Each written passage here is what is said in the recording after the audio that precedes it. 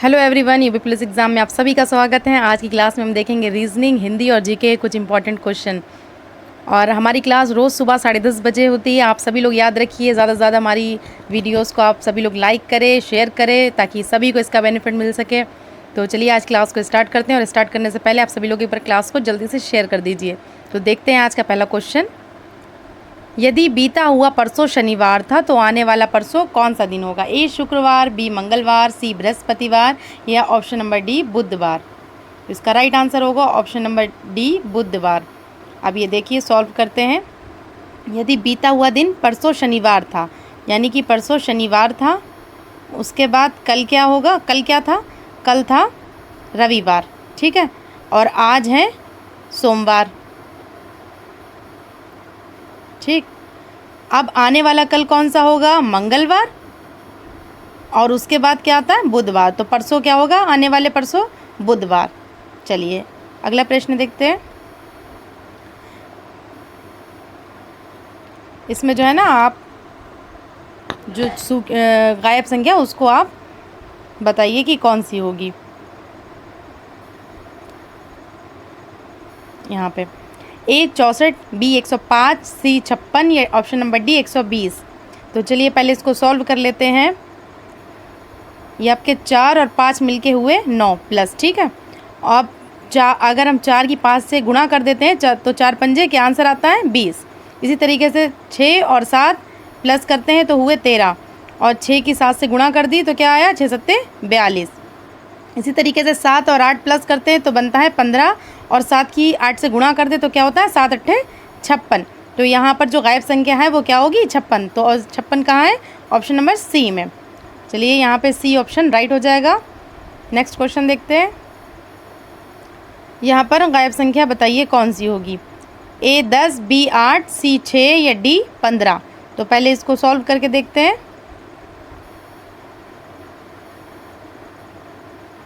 देखिए आमने सामने की संख्या को यहाँ पर देखना है हमें। चलिए आमने सामने की संख्या को प्लस करके देख लेते हैं। 8 और 7 कितने होते हैं? 15, ठीक है। इसी तरीके से 9 और 6 कितने हुए? ये भी 15 हुए, ठीक है। अब ये 13 और 2 कितने हुए? ये भी 15 हुए। अब ये बचा 5। अब यहाँ पे ऐसी कौन सी संख्या लाई जाए कि ये 15 हो जाए? तो यहाँ पर क्या आना चाहिए? 10। 10 और 5 क्या हो जाएगा? 15। तो देख लेते हैं किस ऑप्शन में 10 है। तो ऑप्शन नंबर ए में 10 है।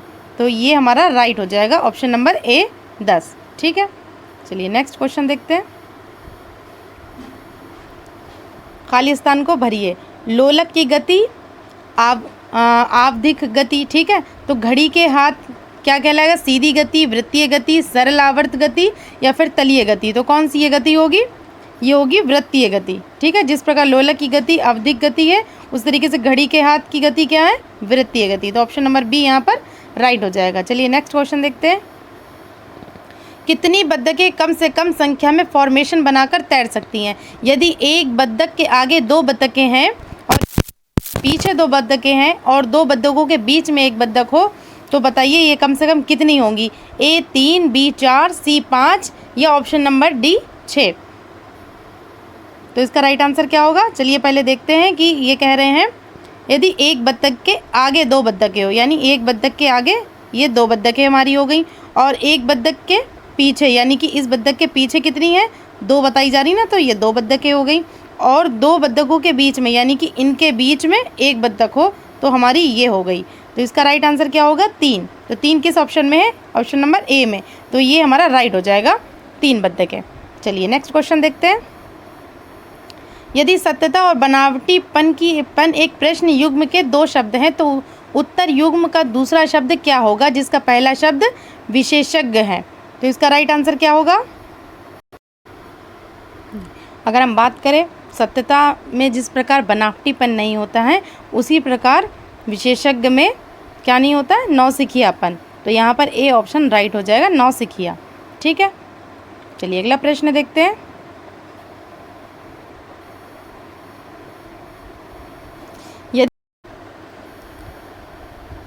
यदि अंग्रेजी की वर्णमाला के अक्षरों को विपरीत क्रम में लिखे तो एन के दाईं ओर 8वां अक्षर क्या होगा?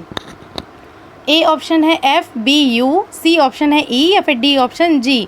तो इसका राइट आंसर क्या होगा? चलिए एक बार करके देख लेते हैं कि विपरीत क्रम में लिखने पर क्या आता है।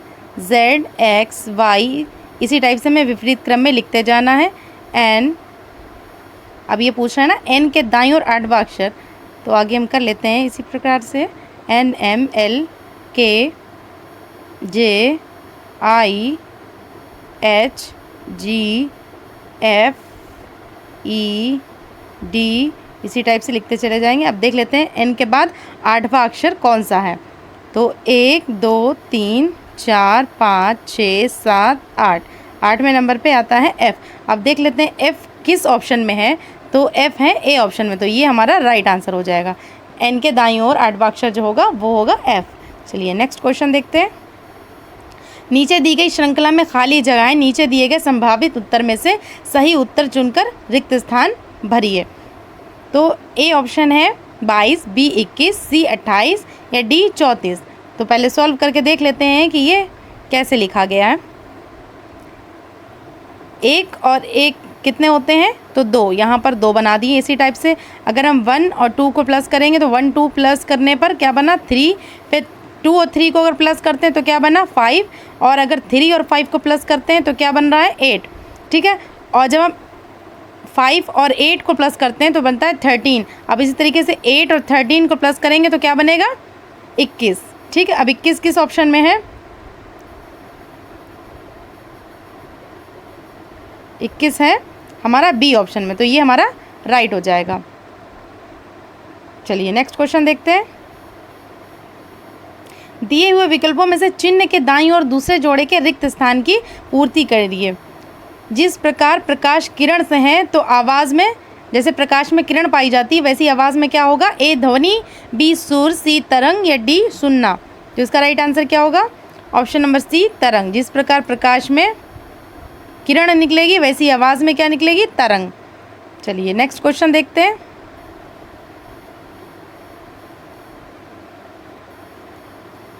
निम्नलिखित 4 शब्दों में से एक शब्द वर्ग से भिन्न है, वो शब्द ज्ञात कीजिए कौन सा होगा। ए निर्देश, बी सलाह, सी परामर्श या फिर ऑप्शन नंबर डी सुझाव। तो इसका राइट आंसर क्या होगा, देखिए अगर हम बात करें सलाह, सुझाव और परामर्श, ये तीनों एक ही वर्ग के हैं। यहाँ पर भिन्न कौन सा है, ए निर्देश, तो यहाँ पर ए राइट आंसर हो जाएगा। चलिए नेक्स्ट क्वेश्चन देखते हैं। निम्नलिखित में से एक के अलावा सभी जोड़े, इनमें से प्रत्येक के दोनों शब्द आपस में संबंधित हैं। एक भिन्न जोड़ा ज्ञात कीजिए कौन सा होगा। शुद्ध व सही, बी पीड़ा व दर्द, सी प्रसन्न व सुखी या फिर डी ऑप्शन परेशानी व राहत। इसका राइट आंसर क्या होगा, ऑप्शन नंबर डी परेशानी व राहत। इसे छोड़कर बाकी सभी क्या हैं, एक दूसरे के पर्यायवाची शब्द हैं। चलिए नेक्स्ट क्वेश्चन देखते हैं। वर्ष 2011 की जनगणना के अनुसार सर्वाधिक साक्षरता वाला केंद्र शासित प्रदेश कौन सा है। ए चंडीगढ़, बी पुदुचेरी, सी लक्षद्वीप या डी ऑप्शन दमन एवं दीप। तो इसका राइट आंसर क्या होगा, ऑप्शन नंबर सी लक्षद्वीप। ये जो ना 2011 की जनगणना के अनुसार सर्वाधिक साक्षरता वाला केंद्र शासित प्रदेश है। अगर हम बात करते हैं कि सबसे ज़्यादा सर्वाधिक साक्षरता वाला राज्य कौन सा है, तो वो है केरल। और सबसे कम न्यूनतम साक्षरता वाला केंद्र शासित प्रदेश की बात करते हैं तो वह दादरा एवं नगर हवेली है। ठीक है, चलिए नेक्स्ट क्वेश्चन देखते हैं। उत्तर प्रदेश में शैक्षणिक अनुसंधान एवं विकास परिषद की स्थापना कब की गई थी। ए है 1981 ईस्वी में, बी 1961 ईस्वी में, सी ऑप्शन है 1967 ईस्वी में या डी ऑप्शन 1971 ईस्वी में। तो इसका राइट आंसर क्या होगा, ये ऑप्शन नंबर ए 1981 ईस्वी में। ठीक है, चलिए नेक्स्ट क्वेश्चन है। देवा मेला किस क्षेत्र से संबंधित है। ए मथुरा से, बी बाराबंकी से, सी खीरी से या फिर डी ऑप्शन महोबा से। तो देवा मेला जो है ना वो कहाँ से है, बाराबंकी से है। चलिए नेक्स्ट क्वेश्चन देखते हैं। गांधी जी ने 1919 ईस्वी में सत्याग्रह आंदोलन निम्नलिखित में से किसके विरोध में चलाया था। ए 1909 ईस्वी का एक्ट, बी रोलेट एक्ट, सी है जलियांवाला बाग नरसंहार या डी ऑप्शन उपरोक्त में से कोई नहीं। तो इसका राइट आंसर है option number B Rowlatt act के विरोध में। चलिए नेक्स्ट देखते हैं। शांत घाटी निम्न में से किस राज्य में स्थित है। ए उत्तराखंड में, बी केरल में, सी असम में, बी अरुणाचल प्रदेश में। तो कौन सा राइट आंसर इसका है?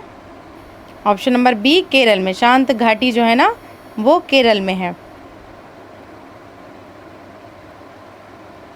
और ये किस लिए विख्यात है? ये अपनी जैव विविधता के लिए विख्यात है।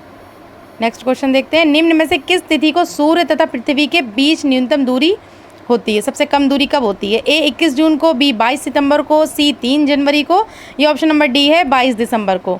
तो इसका राइट आंसर है ऑप्शन नंबर सी 3 जनवरी को। 3 जनवरी को जो है ना सूर्य तथा पृथ्वी के बीच सबसे न्यूनतम दूरी होती है। चलिए अगला प्रश्न है, सर्वोच्च न्यायालय के न्यायाधीश की सेवानिवृत्ति आयु कितनी होती है?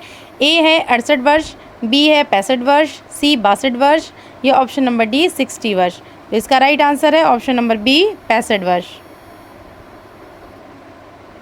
नेक्स्ट क्वेश्चन देखते हैं, साइबेरियाई क्रेन भारत के किस पक्षी अभ्यारण्य में नियमित रूप से आते हैं? ए भरतपुर अभ्यारण्य राजस्थान, बी ऑप्शन है रंगनाथ अतिथि अभ्यारण्य कर्नाटक, या सी ऑप्शन है वेदांत गोला अभ्यारण्य तमिलनाडु, या डी ऑप्शन लालबाग बेंगलुरु। तो इसका राइट आंसर क्या होगा? ऑप्शन नंबर ए भरतपुर अभ्यारण्य राजस्थान। अगला प्रश्न है, दूध में कौन सा विटामिन नहीं पाया जाता? Vitamin A, vitamin C, vitamin B, या विटामिन डी? तो दूध में विटामिन सी नहीं पाया जाता है, बाकी विटामिन ए, बी, डी पाया जाता है। अगला है, खाने के नमक का रासायनिक नाम क्या है? A sodium hyposulphate, B calcium chloride, C sodium chloride, या डी ऑप्शन पोटेशियम क्लोराइड। तो इसका राइट आंसर क्या होगा? Option number C sodium chloride. अगला प्रश्न है, भारत में सर्वप्रथम राष्ट्रीय आय का अनुमान लगाने वाले कौन थे? A S N Banerjee, B Dadabhai Naoroji, सी रमेश दत्त मजुमदार, या डी ऑप्शन उपरोक्त में से कोई नहीं। तो इसका राइट आंसर क्या है? Option number B Dadabhai Naoroji. ठीक है, सबसे पहले इन्हीं ने ही अनुमान लगाया था कि सर्वप्रथम राष्ट्रीय आय क्या है, और उन्होंने सन 1868 ईस्वी में अपनी पुस्तक un British rule in India में ये उल्लेख किया था। ठीक है, कौन सी पुस्तक? Un British rule in India. अगला प्रश्न देखते हैं, कृषि और ग्रामीण विकास हेतु ऋण प्रदान करने वाली संस्था कौन सी है? तो ए ऑप्शन है NABARD, B RBI, C option ICICI, या फिर आपका डी ऑप्शन है एसआईडीबीआई। तो इसका राइट आंसर क्या होगा? जी इसका राइट आंसर है ऑप्शन नंबर ए नाबार्ड। ठीक है, और इसका पूरा नाम क्या है? राष्ट्रीय कृषि तथा ग्रामीण विकास बैंक। और इसकी स्थापना कब हुई थी? सन 1982 ईस्वी में। और इसके मुख्यालय की अगर बात करें तो वो कहाँ है? वो है मुंबई में। चलिए नेक्स्ट क्वेश्चन देखते हैं, ताप का संचरण अणुओं के स्थानांतरण के द्वारा किस में होता है? ए संवहन में, बी है विकिरण में, सी है प्रकीर्ण में, या फिर डी ऑप्शन है चालन में। तो इसका राइट आंसर क्या होगा? ऑप्शन नंबर ए संवहन में। चलिए अगला देखते हैं, संयुक्त राष्ट्र खाद्य एवं कृषि संगठन का मुख्यालय कहाँ स्थित है? ए जिनेवा में, बी पेरिस में, सी न्यूयॉर्क में, या ऑप्शन नंबर डी रोम में। तो इसका राइट आंसर है ऑप्शन नंबर डी रोम।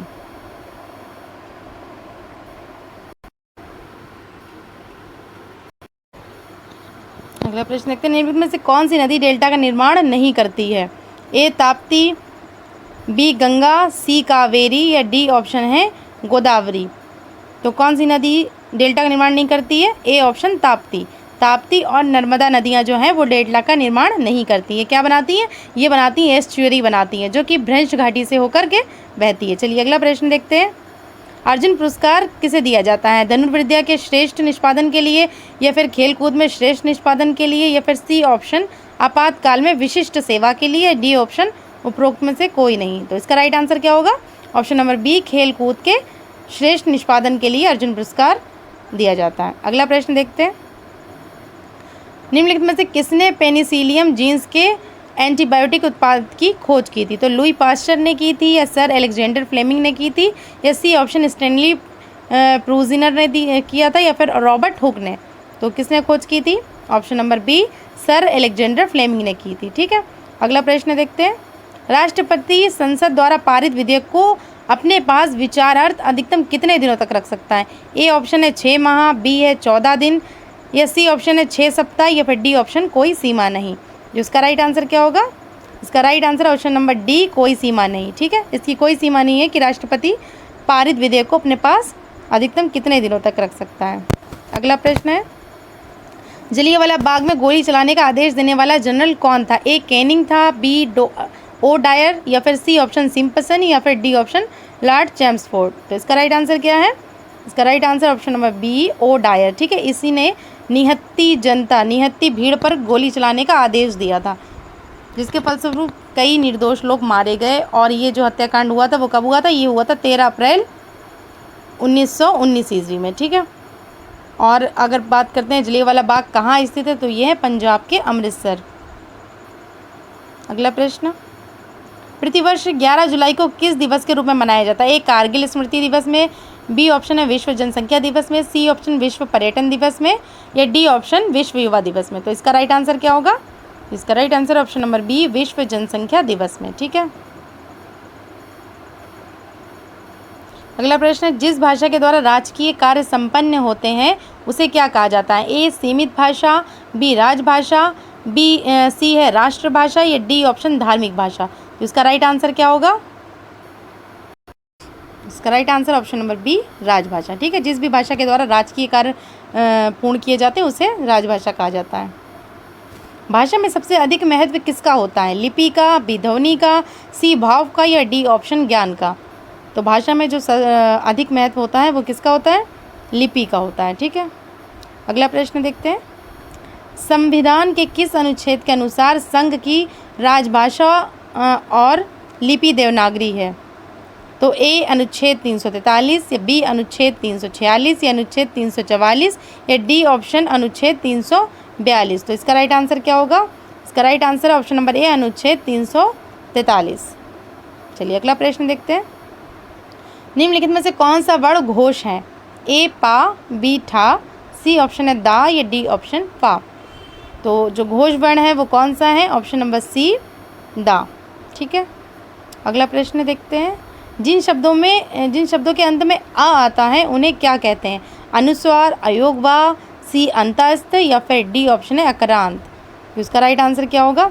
जिन भी शब्दों में अंत में छोटा आ आता है उन्हें क्या कहते हैं? अकरांत कहते हैं। ठीक है, अगला प्रश्न है, कौन सा स्वर नहीं है? ए ऑप्शन है आ, बी है उ, सी है ए, या डी ऑप्शन बा। तो आ, उ, ए ये तीनों स्वर हैं। ऑप्शन नंबर डी, बा जो है वो स्वर नहीं है, व्यंजन है। चलिए अगला प्रश्न देखते हैं, श्रृंगार शब्द का तत्सम रूप क्या होगा? ठीक है, ए श्रृंगार, बी है श्रृंगार, सी श्रृंगार, या फिर डी ऑप्शन श्रृंगार। तो इसका राइट आंसर क्या होगा? जी, इसका right answer option number C, श्रृंगार। ठीक है, अगला प्रश्न देखते हैं, ग्रंथ शब्द का तद्भव रूप क्या है? ए गीधना, बी ग्रद, सी है गीधी, या फिर डी ऑप्शन गीध। तो इसका तद्भव रूप क्या होगा ग्रंथ का? ऑप्शन नंबर डी, गीध। चलिए अगला प्रश्न देखते हैं, मक्खी शब्द का तत्सम रूप क्या है? ए मच्छिका, बी माछी, सी मच्छी, या फिर डी ऑप्शन मच्छिका। तो इसका राइट आंसर है ऑप्शन नंबर डी, मच्छिका। ठीक है, अगला प्रश्न है आपके सामने, शत्रु का समानार्थक शब्द कौन सा है शत्रु का? ए जरी, बी तरी, सी ऑप्शन अरी, या फिर इनमें से कोई नहीं। तो इसका राइट आंसर क्या होगा? शत्रु का जो राइट आंसर है समानार्थक शब्द वो है अरी, सी ऑप्शन। चलिए अगला प्रश्न देखते हैं, विराट का विलोम क्या होगा? ए वहद, बी वृहत, सी है छोटापन, या डी ऑप्शन शूद्र। तो इसका राइट आंसर क्या होगा? जी, विराट का जो होगा वो डी ऑप्शन शूद्र होगा।